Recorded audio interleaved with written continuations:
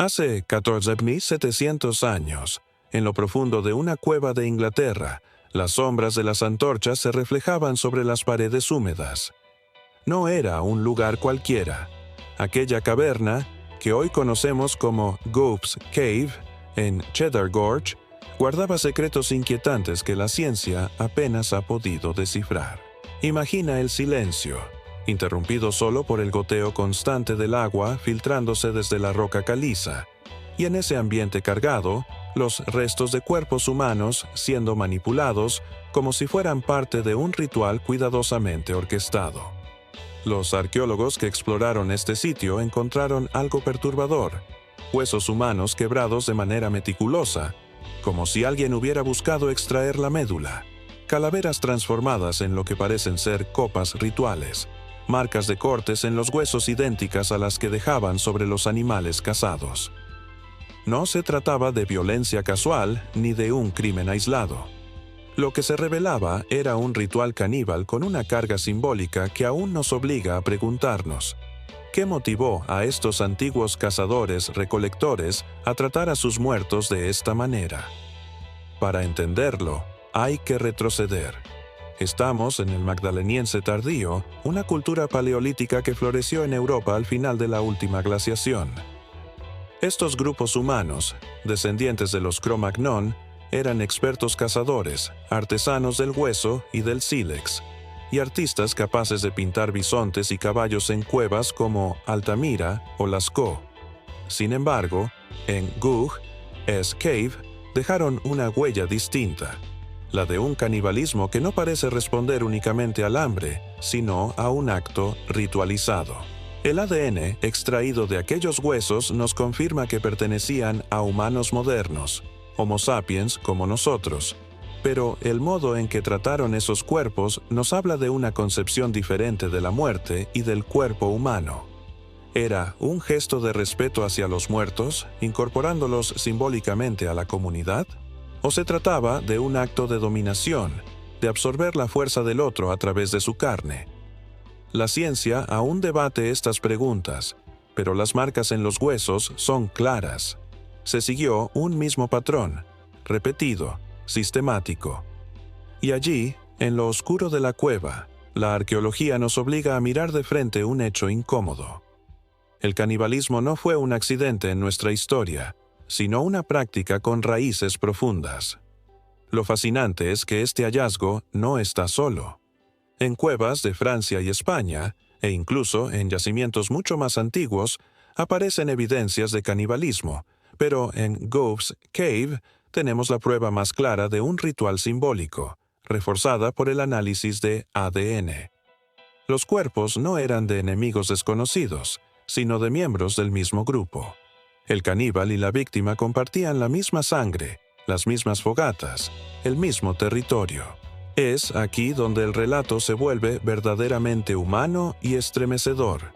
Cuando miremos a los habitantes de esta cueva, no debemos imaginarlos como salvajes sin conciencia, sino como personas que buscaban un sentido a la vida y a la muerte.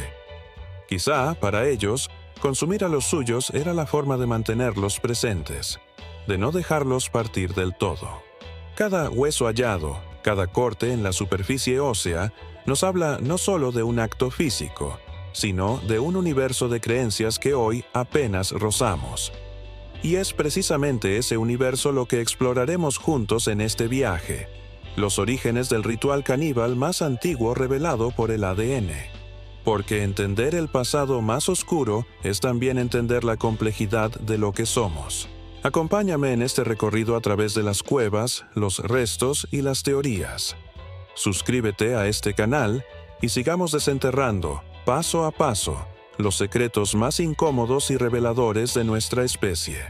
Cuando los arqueólogos comenzaron a excavar Gough's Cave a finales del siglo XIX, lo que hallaron primero fueron restos de animales, huesos de caballos, ciervos, bisontes, todos con marcas de corte, evidencia clara de que los antiguos habitantes de la cueva los habían cazado y consumido. Pero entre esos restos aparecieron también huesos humanos, y aquí surgió la incógnita. En un primer momento, algunos pensaron que las marcas de corte podrían deberse a carroñeros, a animales que habían hurgado en los cuerpos. Sin embargo, a medida que las técnicas de análisis avanzaron, la verdad se hizo más incómoda. Bajo el microscopio, los huesos humanos mostraban los mismos patrones de corte que los de los animales. Incisiones limpias, realizadas con cuchillos de sílex, diseñadas para separar músculos, arrancar tendones, abrir articulaciones. No había azar, había técnica. En 2011, un equipo del Natural History Museum de Londres publicó un estudio decisivo. Con ayuda de microscopía digital, reconstruyeron el proceso de descarnación paso a paso.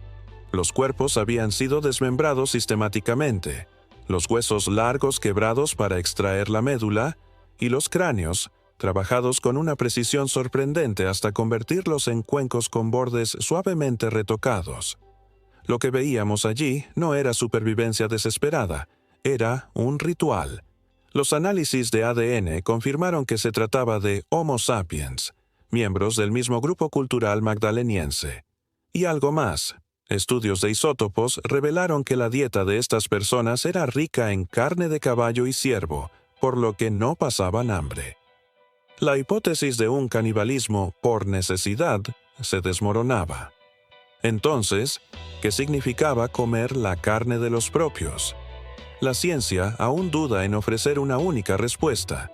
Algunos investigadores creen que podría tratarse de un canibalismo funerario, un modo de incorporar al difunto en la vida del grupo, de no abandonarlo a la tierra fría, sino de integrarlo literalmente en el cuerpo de quienes lo amaban.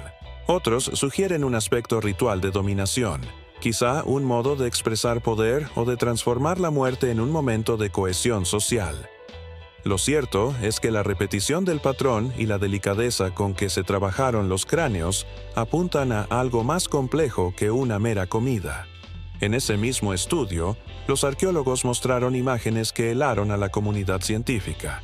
3 calaveras transformadas en copas, con los bordes cuidadosamente rebajados, como si su destino no fuera el olvido, sino la ceremonia.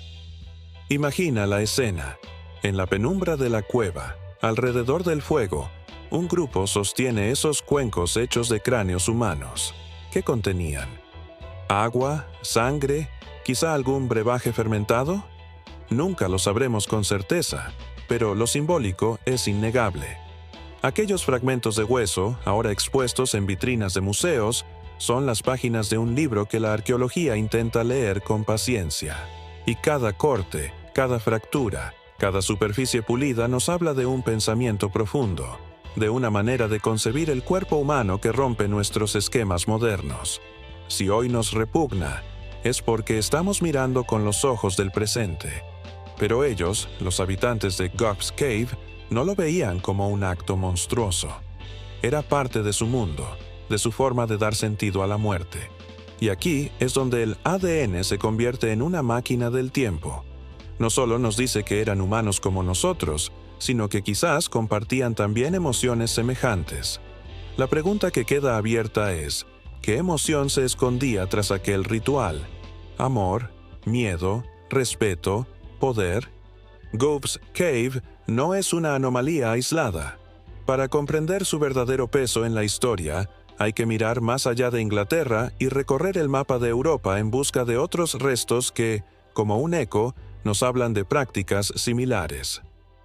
En el norte de España, en la cueva de El Sidrón, Asturias, se hallaron los huesos de al menos una docena de neandertales que vivieron hace unos 49.000 años.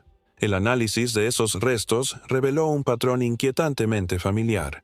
Huesos largos fracturados para acceder a la médula, marcas de corte sobre costillas, brazos y mandíbulas, todo ello con la misma técnica empleada en animales de caza. Allí, la explicación parece estar ligada a la supervivencia en un clima hostil, con recursos escasos y grupos pequeños que quizás se vieron forzados a consumir a los suyos. Sin embargo, el hallazgo plantea un paralelismo fascinante. Tanto Homo neanderthalensis como Homo sapiens practicaron, en distintos contextos, el consumo de carne humana. Más al sur, en Francia, la cueva de Moulin-Guercy nos transporta aún más atrás en el tiempo, a unos 100.000 años.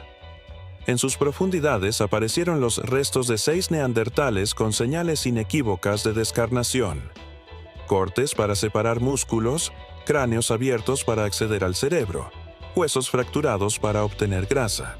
Y una vez más, el patrón se repite con una precisión que difícilmente puede atribuirse a la casualidad. Lo fascinante es que, aunque en El Cidrón y Mulagursi la hipótesis más aceptada es la del canibalismo por necesidad, en Gobe's Cave los indicios señalan lo contrario. Aquí no había hambre extrema, había abundancia de caza, había recursos.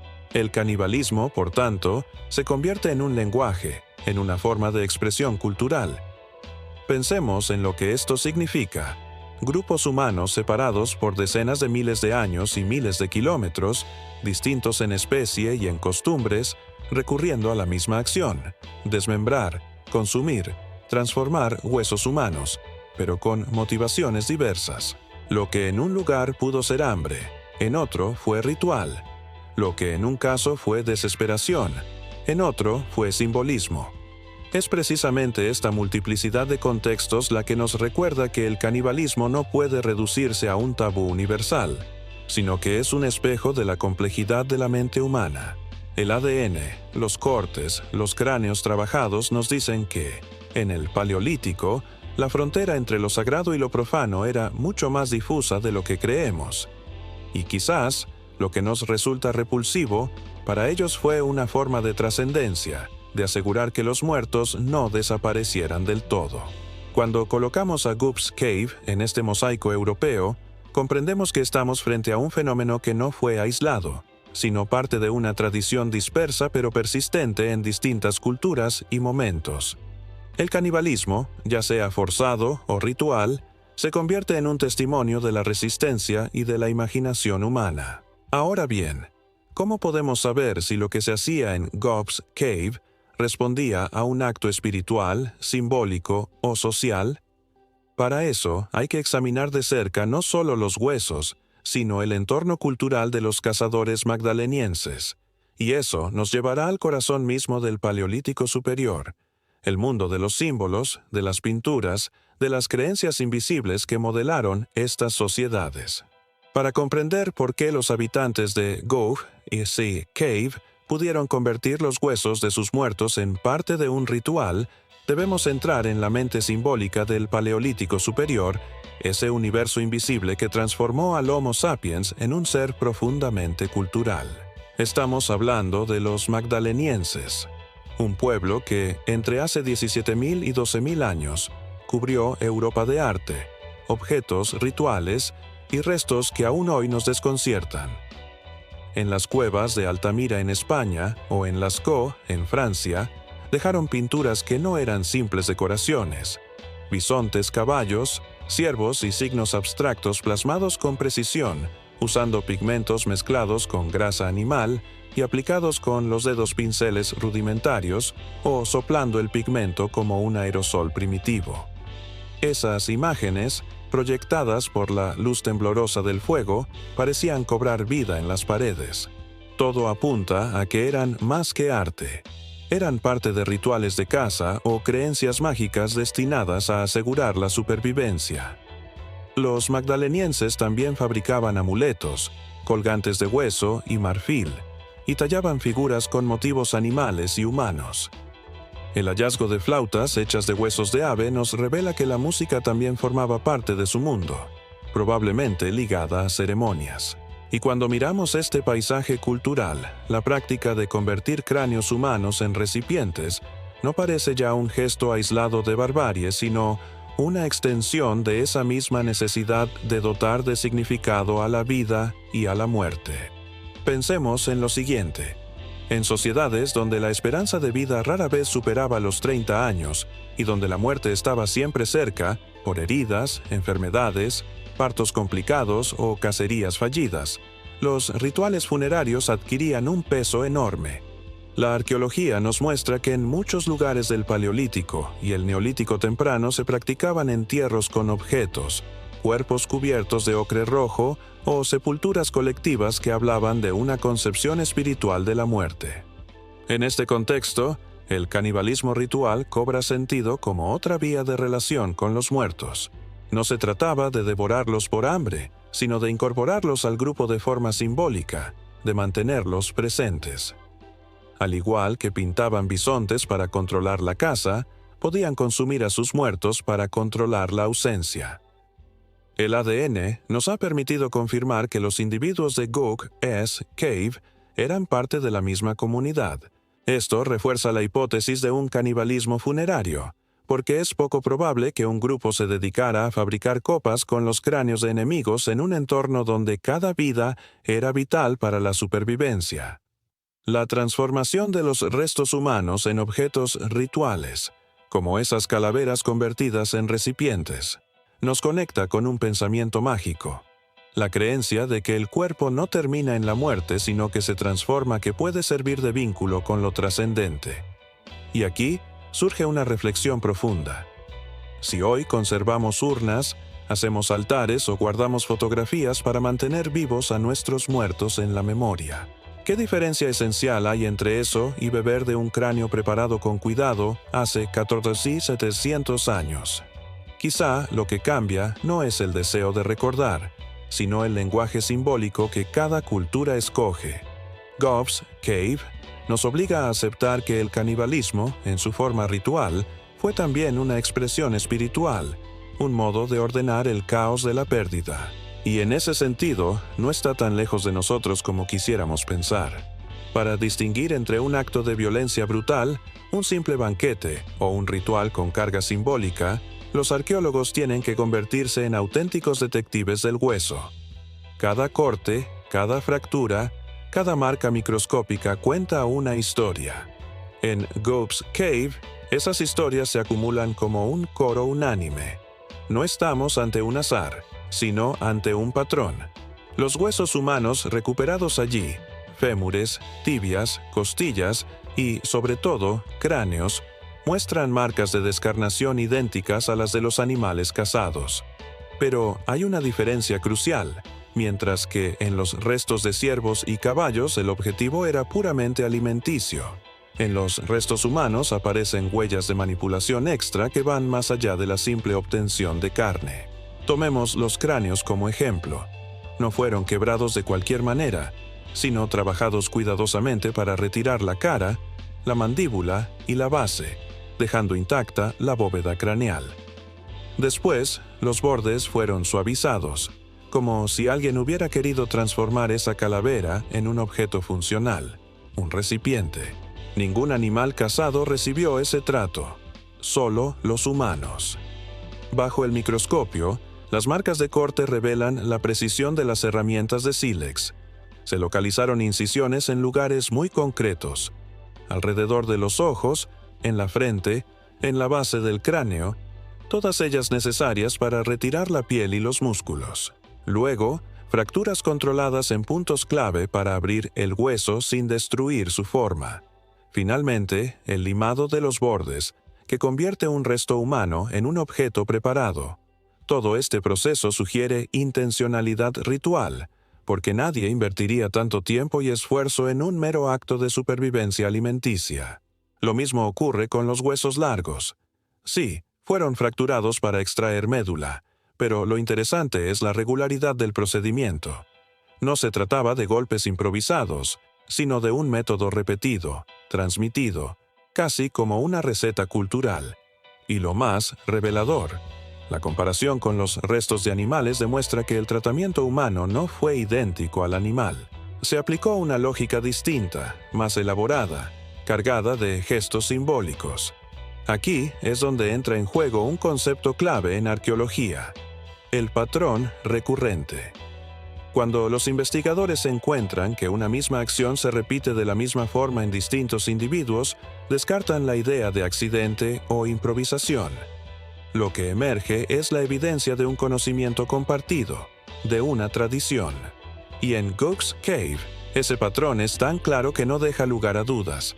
Existía un modo específico de tratar los cuerpos humanos después de la muerte. Ahora bien, ¿Cómo interpretamos esa tradición?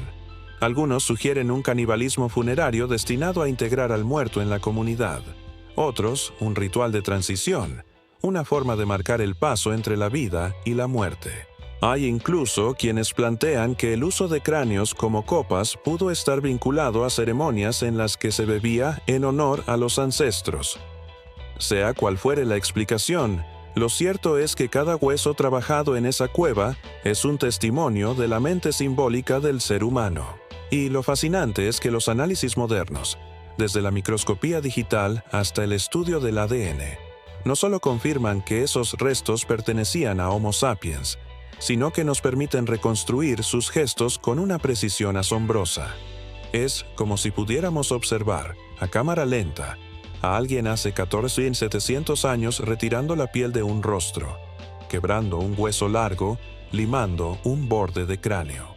Y en esos gestos reconocemos algo perturbador. Eran humanos como nosotros, con manos hábiles, con pensamientos complejos que encontraban en la carne y en el hueso un vehículo para expresar lo sagrado. Para entender lo que ocurrió en Gob's Cave, debemos dejar atrás la mirada moderna, cargada de tabúes, y adentrarnos en la mentalidad de los cazadores-recolectores del Paleolítico Superior. Para ellos, la muerte no era un final absoluto. Los restos arqueológicos nos muestran que, en muchas culturas de este periodo, el cuerpo era visto como algo transformable, un receptáculo que podía ser manipulado para asegurar el paso a otra forma de existencia.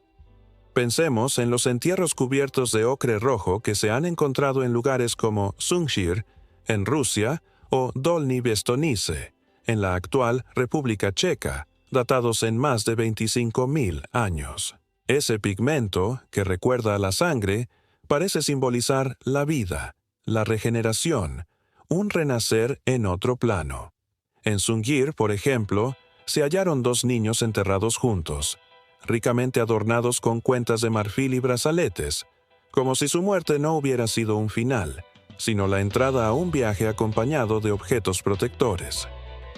En otros sitios, como en el Paleolítico de Moravia o el Neolítico temprano de Anatolia, se practicaba el enterramiento secundario.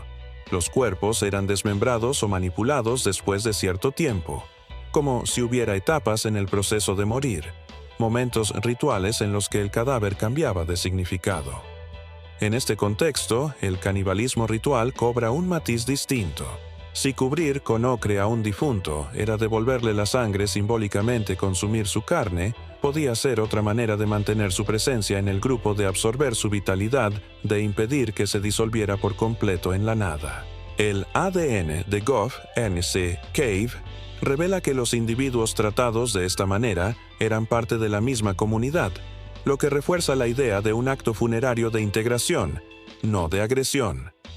Los cráneos convertidos en copas, lejos de ser trofeos, pudieron ser instrumentos sagrados, usados en ceremonias para beber en honor de los muertos o para vincular a los vivos con los ancestros. Esta visión se alinea con lo que sabemos de muchas culturas posteriores, incluso históricas, desde los escitas descritos por Heródoto, que bebían vino en cráneos enemigos, hasta ciertos rituales chamánicos documentados en pueblos amazónicos.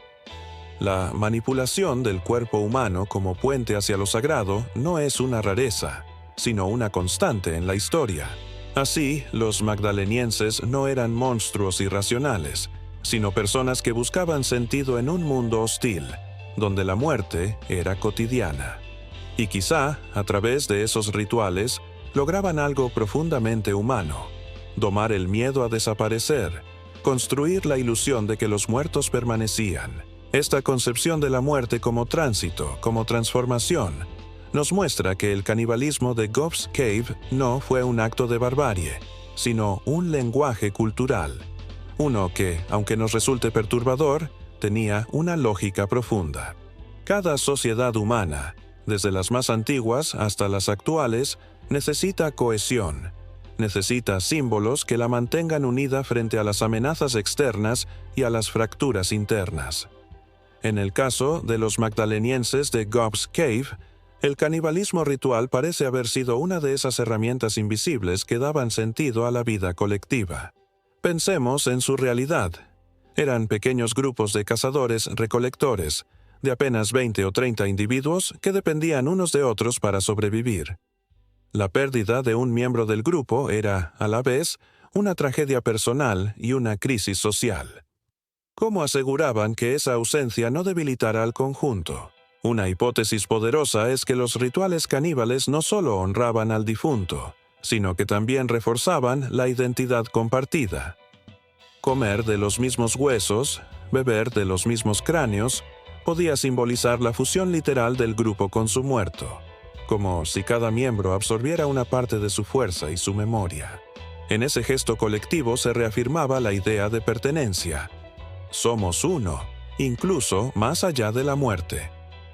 En sociedades donde no existían templos, libros ni líderes permanentes, los rituales cumplían la función de instituciones invisibles. Eran la ley no escrita, el pegamento social, y el canibalismo ritual, por perturbador que nos resulte, pudo haber sido uno de esos códigos. Los arqueólogos notan que los patrones de corte y fractura en Gog-es Cave se repiten de manera idéntica en distintos individuos. Eso sugiere que no era un acto improvisado, sino una práctica enseñada y transmitida, probablemente acompañada de cantos, gestos y ceremonias que no dejaron huella material. Es decir, no se trataba solo de descarnar cuerpos, sino de representar una tradición compartida, un saber colectivo que otorgaba cohesión. Este tipo de prácticas tienen un paralelismo en muchas culturas posteriores. Los banquetes funerarios, por ejemplo, son universales. Desde los festines vikingos hasta las ofrendas de comida en Día de Muertos en México, comer y beber en honor a los muertos ha sido siempre una forma de reforzar la comunidad. La diferencia, claro, es que en Gob's Cave los muertos no eran honrados con comida, sino que ellos mismos eran la comida. Pero en ambos casos, la función social es la misma: unir, recordar, integrar. También podemos pensar en el canibalismo ritual como un modo de establecer jerarquías. Quienes participaban en la ceremonia compartían un vínculo exclusivo. Quizá solo algunos podían beber en los cráneos preparados, tal vez los líderes o los chamanes, lo cual reforzaba su autoridad. De esta manera, el ritual no solo cohesionaba, también organizaba. Y aquí llegamos a una conclusión reveladora. Lo que hoy vemos como un acto macabro pudo ser, en su tiempo, una de las herramientas más eficaces para mantener unido a un grupo pequeño frente a un mundo incierto. Los huesos de Gob's Cave no hablan solo de muerte, hablan de sociedad. Nos dicen que, incluso en lo más oscuro, los humanos encontramos maneras de sostenernos unos a otros. Cuando miramos los cráneos convertidos en copas en Gob's Cave, no podemos evitar preguntarnos si en esas ceremonias había algo más que cohesión social. El detalle, la delicadeza en el tratamiento de los huesos, nos obliga a considerar un nivel más profundo: la espiritualidad. En sociedades sin templos ni escrituras, la religión no era un conjunto de dogmas, sino un tejido de símbolos y gestos que vinculaban a los vivos con lo invisible. Y aquí, en la penumbra de la cueva, el canibalismo pudo haber sido precisamente eso: un puente hacia el mundo de los espíritus. Pensemos en lo que significaba un cráneo trabajado con cuidado, transformado en recipiente. No es difícil imaginar a un chamán, la figura central de muchas sociedades de cazadores-recolectores, utilizando esas copas en rituales de comunicación con los muertos.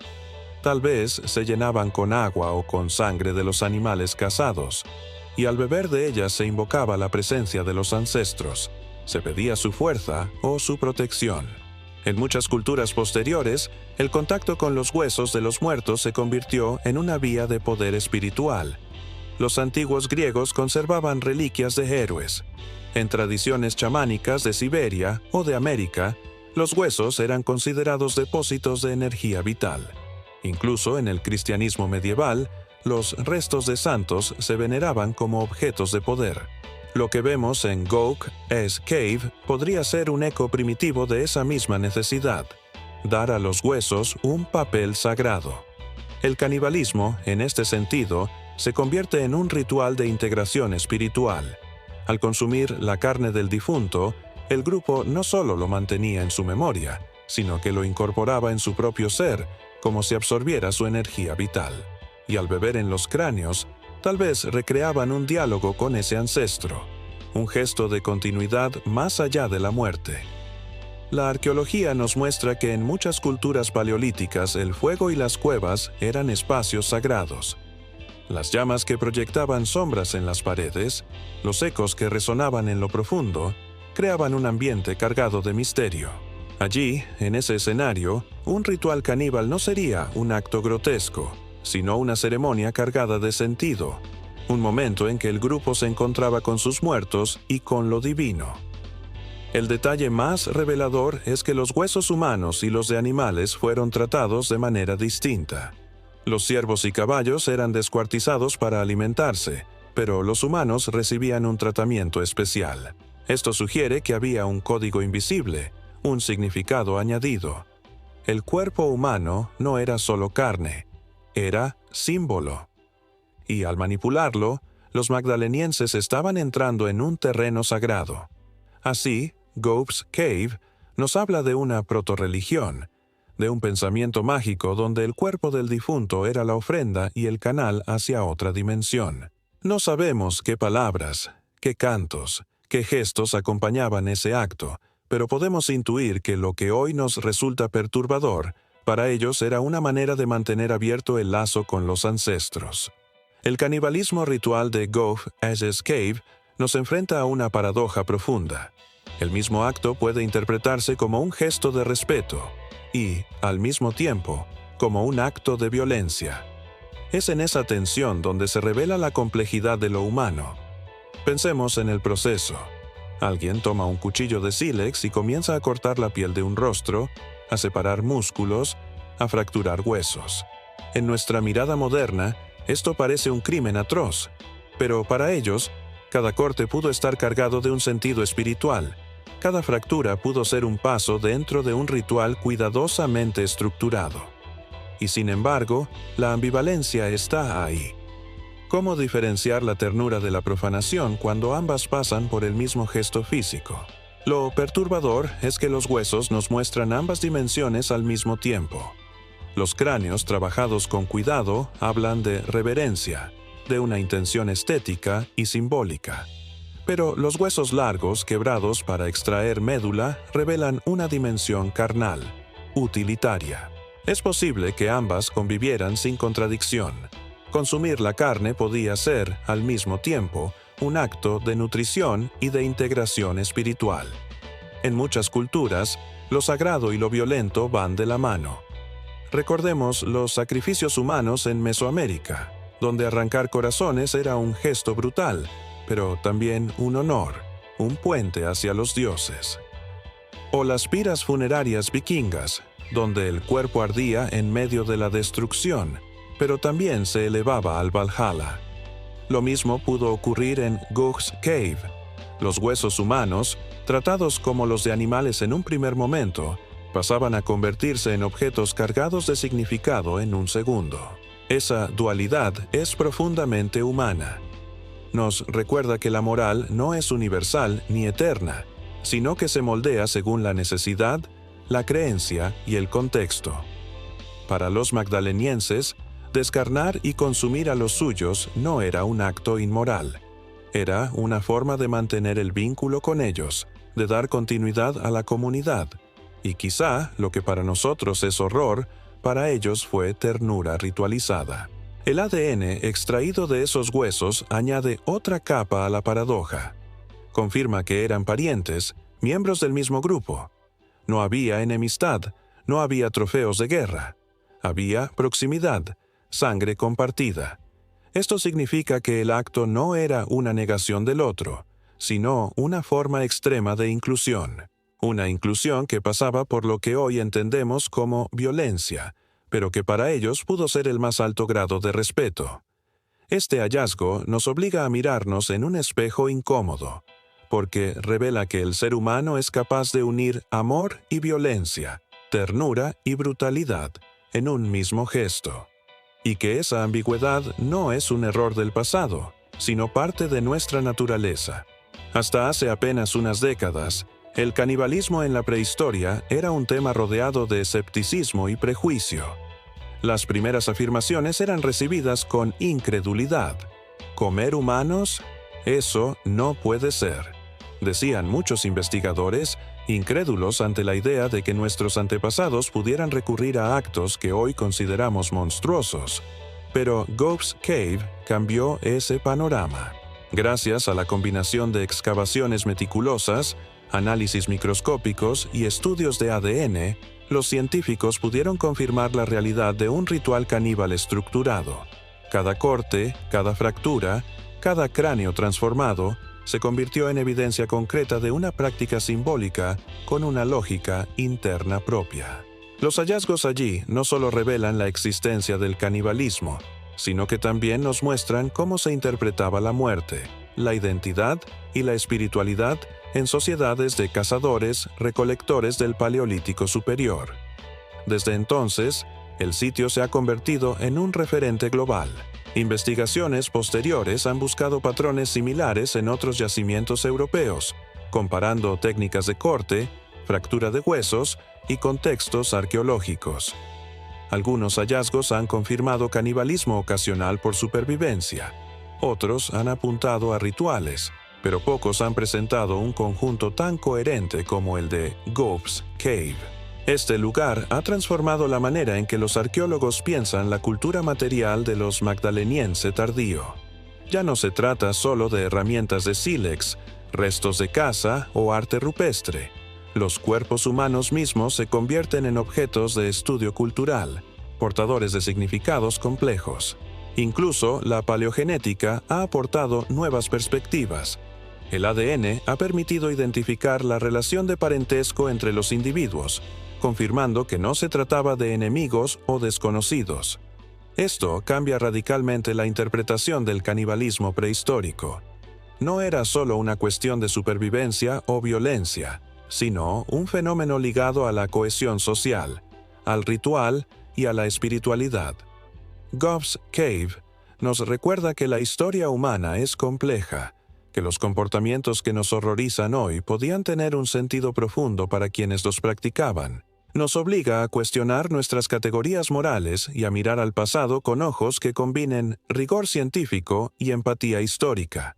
Y mientras exploramos los cráneos, los cortes y los patrones de fractura, también nos acercamos a algo más universal: la necesidad humana de entender, controlar y dar continuidad a la vida y la muerte incluso a través de actos que parecen extremos para nuestra percepción moderna. Hemos recorrido juntos las sombras de Gough's Cave. Hemos visto cómo el fuego temblaba sobre las paredes, cómo los huesos humanos eran transformados con cuidado, y cómo cada corte y fractura nos hablaba de una mente simbólica compleja. Ahora, al mirar atrás, podemos integrar lo que hemos aprendido. Lo que ocurrió allí hace 14.700 años no fue un acto de barbarie sin sentido, sino un ritual cargado de significado donde la vida, la muerte, la identidad y la espiritualidad se entrelazaban de maneras que apenas comenzamos a comprender. Los magdalenienses no tenían libros, templos ni historiadores. Su conocimiento se transmitía a través del gesto, de la acción sobre la materia, de los símbolos que dejaban impresos en la piedra, en la carne y en los huesos. Transformar cráneos en copas, fracturar huesos para extraer la médula, realizar cada corte con precisión. Todo esto era lenguaje, un modo de mantener vivos a los muertos, de integrar su energía al grupo, de reforzar la cohesión y de dialogar con lo invisible.